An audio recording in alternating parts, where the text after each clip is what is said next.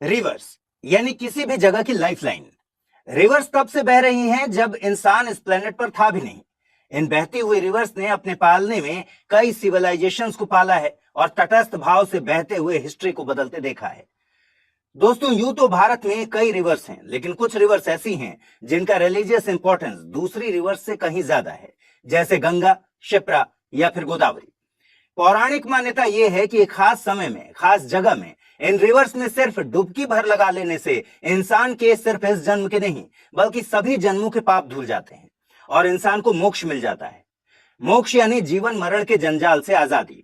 इंसान की लाइफ का सबसे बड़ा गोल मोक्ष को पाना ही है और इसीलिए एक खास टाइम में लोग कुछ खास रिवर्स के किनारे एक खास शहर में इकट्ठा होते हैं। और ये दुर्लभ संयोग एक ऐसी घटना को जन्म देता है जो सिर्फ भारत ही नहीं, एशिया ही नहीं बल्कि पूरी दुनिया में लोगों को हिप्नोटाइज कर देता है। और यह है कुंभ मेला, आस्था का महासागर कुंभ मेला, जहां पूरी दुनिया का सबसे बड़ा रिलीजियस क्राउड इकट्ठा होता है। यह इतना बड़ा होता है कि दुनिया के कई देशों की जनसंख्या से ज्यादा भीड़ आस्था के नाम पर नदियों में डुबकी लगाने आती है। यह इतना बड़ा होता है कि मोक्ष की खोज में निकली भीड़ को मैनेज करने के लिए एक टेम्पररी शहर बनाना पड़ता है। लाखों तंबू डालने पड़ते हैं, कई किलोमीटर की सड़कें बनानी पड़ती हैं, पुल बनाने पड़ते हैं। यह इतना बड़ा होता है कि करोड़ों लोगों का यह इंसानी हुजूम स्पेस से भी दिखता है। आप इसकी इंपॉर्टेंस का अंदाजा इस बात से लगा सकते हैं कि कुंभ मेला यूनेस्को के representative list of intangible cultural heritage of humanity में शामिल है। यानी ये मेला इंटरनेशनल लेवल पर भारत की महान सनातन धर्म की संस्कृति को रिप्रेजेंट करता है। देखिए, ये मेला भारत के 4 शहरों प्रयागराज, उज्जैन, हरिद्वार और नासिक में लगता है और साल 2025 में यह कुंभ मेला लग रहा है भारत के सबसे एंशिएंट शहरों में से एक प्रयागराज में। प्रयागराज यानी इलाहाबाद, मां गंगा के आंचल से लिपटा एक खास शहर। ये इसलिए खास है क्योंकि यहाँ एक नहीं, दो नहीं बल्कि तीन तीन होली रिवर्स आकर मिलती हैं। मां गंगा, यमुना और सरस्वती का संगम यहीं होता है। लेकिन इस बार प्रयागराज में लगने वाला कुंभ मेला भी बहुत खास होने वाला है। इस बार प्रयागराज कुंभों के कुंभ, महाकुंभ का साक्षी बनेगा, क्योंकि इस महाकुंभ को तय करने वाले ग्रह नक्षत्रों का ये दुर्लभ योग 144 साल बाद बना है। 13 जनवरी से 26 फरवरी 2025 तक चलने वाले इस महाकुंभ की भव्यता पहले से भी कहीं ज्यादा होने वाली है। अनुमान है कि इस बार देश विदेश से 40 करोड़ से भी ज्यादा श्रद्धालु प्रयागराज में गंगा में डुबकी लगाने आएंगे। सिर्फ महाकुंभ का एस्टिमेटेड बजट 5,000 करोड़ से ज्यादा है। लेकिन क्या आपके मन में कभी सवाल आते हैं कि कुंभ, अर्धकुंभ और महाकुंभ में डिफरेंस क्या है? कैसे डिसाइड किया जाता है कि कब कुंभ होगा, कब अर्धकुंभ होगा? अनादिकाल से चले आ रहे इस कुंभ मेले में ऐसा क्या खास है कि बिना किसी इनविटेशन के करोड़ों लोग एक जगह पर पहुंच जाते हैं? बड़े बड़े सिद्ध, नागा साधु जो इस संसार के सारे मोह माया का त्याग कर चुके हैं, वो हजारों किलोमीटर का सफर तय करके सिर्फ एक डुबकी लगाने के लिए यहाँ आते हैं। क्या है इसके पीछे का इतिहास? इसके अलावा कैसे कुंभ का मात्र 30 से 45 दिन का टाइम पीरियड शहर की अर्थव्यवस्था को बूम कर देता है? क्या है इस मेले की इंपॉर्टेंस? तो आइए साथ चलते हैं आस्था के महासागर महाकुंभ की वर्चुअल यात्रा पर और ढूंढते हैं इन सभी सवालों के जवाब। दोस्तों, कुंभ मेला के हिस्टोरिकल बैकग्राउंड को जानने से पहले समझ लेते हैं कि आखिर कुंभ मेला का मतलब क्या होता है। कुंभ एक संस्कृत शब्द है जिसका मतलब है कलश या घड़ा, और मेला का मतलब है खास त्योहार या मान्यता के कारण इकट्ठा लोगों का हुजूम। देखिए, इतिहास में कुंभ मेले की शुरुआत कब से हुई या किसने की, इसकी सटीक या प्रामाणिक जानकारी हमें किसी भी एंशिएंट टेक्स्ट में नहीं मिलती। हालांकि इतिहासकार एस बी राय के अनुसार 10,000 बीसी में होली रिवर बाथ के एविडेंस मिले हैं। इसके अलावा 600 बीसी के बौद्ध स्क्रिप्चर में भी नदी मेलों का पता चलता है। वहीं राय मानते हैं कि मेले का जो प्रेजेंट फॉर्मेट है वो 300 एडी के आसपास से बनना शुरू हो गया था। इतना ही नहीं, 600 एडी में चाइना से आया ट्रैवलर वेन सांग ने प्रयागराज में सम्राट हर्ष द्वारा आयोजित कुंभ में डुबकी लगाई थी। चलिए अब समझते हैं कि कुंभ के पीछे की कहानी क्या है। हिंदू पौराणिक ग्रंथों के अनुसार ऐसा माना जाता है कि कुंभ की कहानी समुद्र मंथन से जुड़ी है। समुद्र मंथन से पहले महर्षि दुर्वासा के बारे में जानना जरूरी है। मान्यताओं के अनुसार महर्षि दुर्वासा भगवान शिव के पुत्र कहलाते हैं। माना जाता है कि उनका जन्म भगवान शिव के क्रोध से हुआ था और इसी कारण उनके स्वभाव में क्रोध सबसे ज्यादा दिखता था। दुर्वासा ऋषि को छोटी छोटी बातों पर क्रोध आ जाता था और वो श्राप दे देते थे। ऐसे ही एक बार महर्षि दुर्वासा ने देवताओं को श्राप दे दिया। श्राप के कारण इंद्र और दूसरे देवता कमजोर पड़ गए। इस कमजोरी का फायदा उठाकर राक्षसों ने देवताओं पर आक्रमण कर उनसे उनका स्वर्गलोक छीन लिया। इसके बाद सभी देवता मिलकर भगवान विष्णु के पास पहुंचे और उन्हें पूरी बात बताई। तब भगवान विष्णु ने देवताओं से कहा कि आपको असुरों को हराने के लिए अमृत की जरूरत है और इस अमृत को आप क्षीर सागर का मंथन कर निकाल सकते हैं, लेकिन इस काम को करने में आपको दैत्यों की मदद लेनी पड़ेगी। अमृत पीकर देवता अमर हो जाते और असुरों को आसानी से हरा देते। भगवान विष्णु के ऐसा कहने पर सारे देवता राक्षसों के साथ समझौता कर अमृत निकालने की कोशिश में लग गए। समुद्र मंथन के लिए वासुकी नाग को रस्सी बनाया गया और मंदराचल पर्वत को मथनी बनाया गया। समुद्र मंथन से कुल 14 चीजें निकली। सबसे पहले निकला था हलाहल विष, जिसको गले में धारण कर शिव जी नीलकंठ कहलाए। इसके बाद कामधेनु गाय, ऐरावत हाथी, कल्प वृक्ष, अप्सरा रंभा, माता लक्ष्मी, पांचजन्य शंख, पारिजात वृक्ष, शारंग धनुष जैसी दूसरी चीजें निकली और लास्ट में निकला अमृत कलश। जब अमृत कलश निकला तो उसे पाने के लिए देवताओं और दानवों के बीच संघर्ष शुरू हो गया। इस बीच जयंत ने अमृत कलश उठाया और वहां से भाग गए। जयंत भगवान इंद्र के बेटे हैं। अब राक्षस पड़ गए जयंत के पीछे।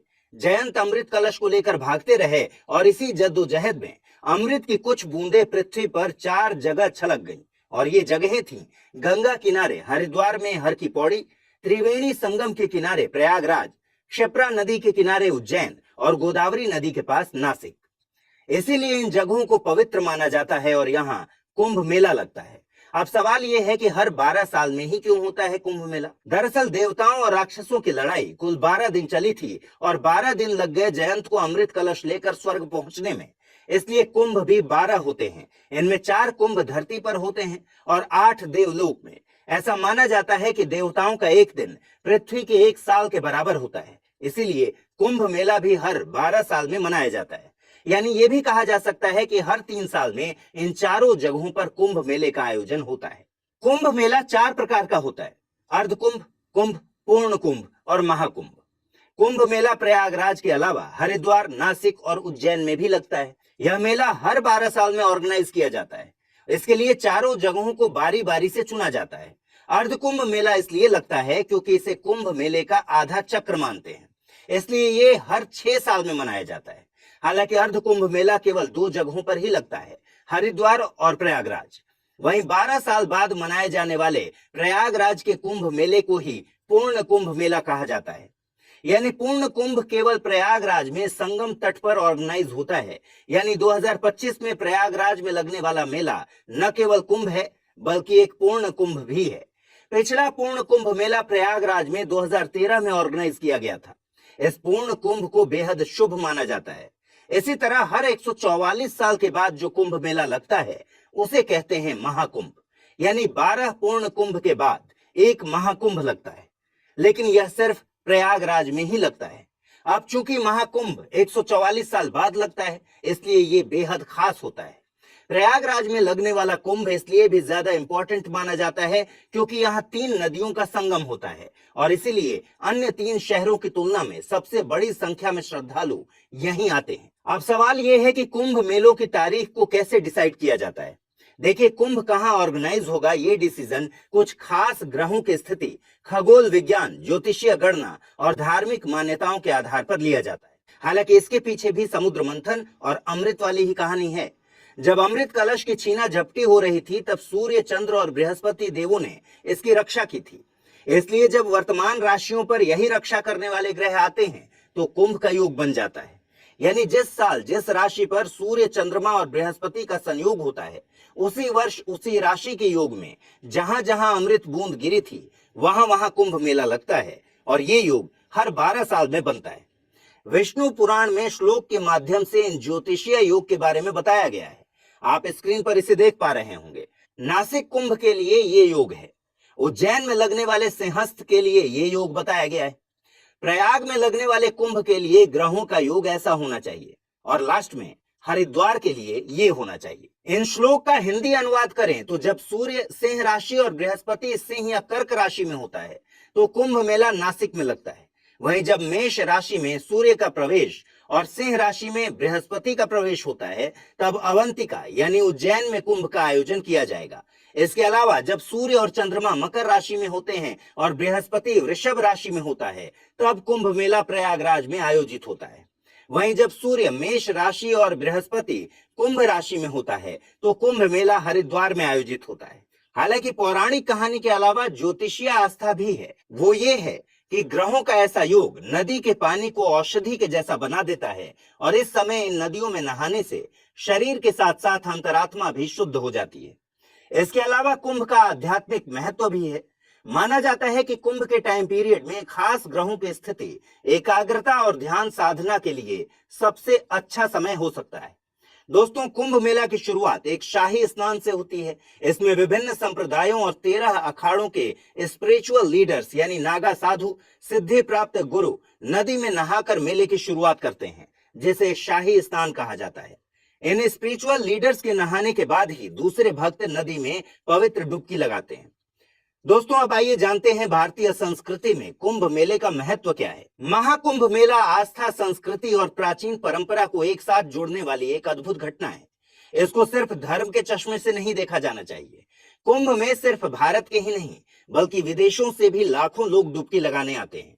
कुंभ में भेदभाव नहीं होता, चाहे कोई भी व्यक्ति हो, किसी भी जाति का हो, धर्म का हो या किसी भी वर्ग से हो। इस मेले में एक ही मकसद से आता है और वो है मोक्ष।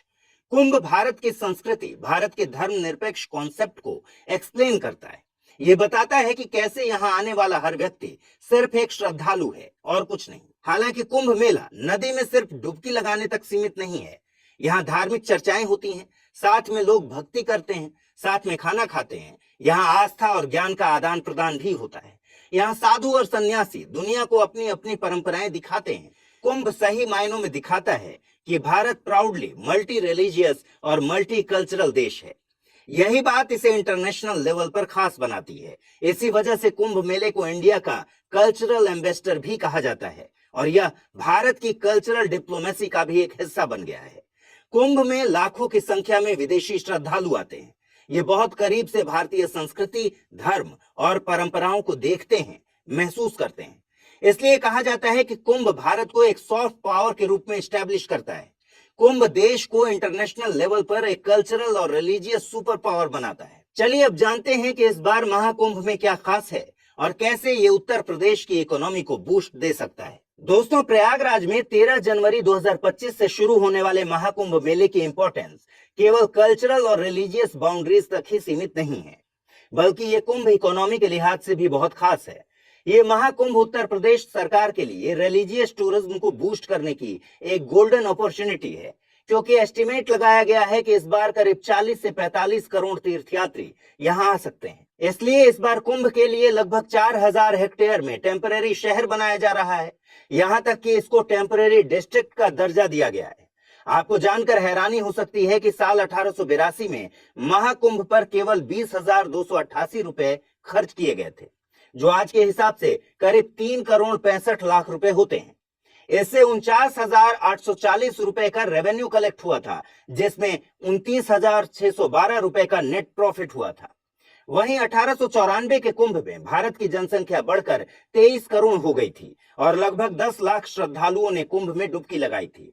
इस आयोजन पर 69,427 रुपए यानी आज के हिसाब से लगभग 10 करोड़ 50 लाख रुपए खर्च हुए थे। अब बात करते हैं पिछले कुंभ के बारे में। 2013 में कुंभ के लिए 1214 करोड़ रुपए का बजट दिया गया था। हालांकि मेले पर कुल खर्च 1017 करोड़ ही हुआ था। 2025 के महाकुंभ का बजट 2013 से 4043 करोड़ रुपए ज्यादा है, यानी इस बार महाकुंभ का बजट 5060 करोड़ रुपए है, जिसमें से केंद्र सरकार ने 2100 करोड़ रुपए दिए हैं। 2013 में हुए महाकुंभ से कुल 12,000 करोड़ रुपए का रेवेन्यू कलेक्ट हुआ था और इस बार महाकुंभ से करीब 25,000 करोड़ रुपए का रेवेन्यू कलेक्ट होने की उम्मीद है। अब आप समझ गए होंगे कि महाकुंभ सिर्फ एक रिलीजियस गैदरिंग भर नहीं है, बल्कि इकोनॉमी बूस्टर भी है। इस बार के कुंभ मेले के स्केल को समझिए।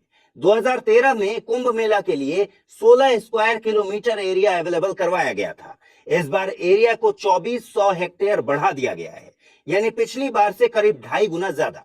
पिछले कुंभ में गंगा पर 18 टेम्पररी पीपे के पुल बनाए गए थे। इस बार इनकी संख्या 30 है। पिछले कुंभ में मेला 14 सेक्टर में बटा था। इस बार महाकुंभ को 25 सेक्टर्स में बांटा गया है। श्रद्धालुओं को कोई दिक्कत ना आए इसलिए नहाने धोने के लिए 9 पक्के घाट और 30 पंटून पुल बनाए गए हैं।